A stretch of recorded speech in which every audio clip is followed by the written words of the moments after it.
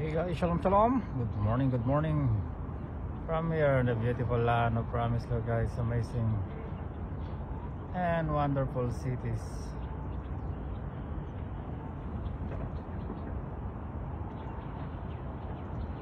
Shalom guys, look this wonderful city here in Israel.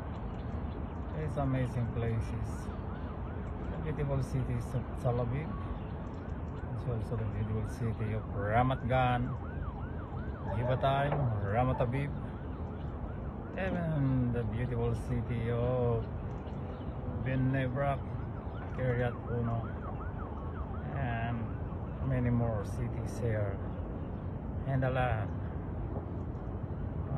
It's awesome.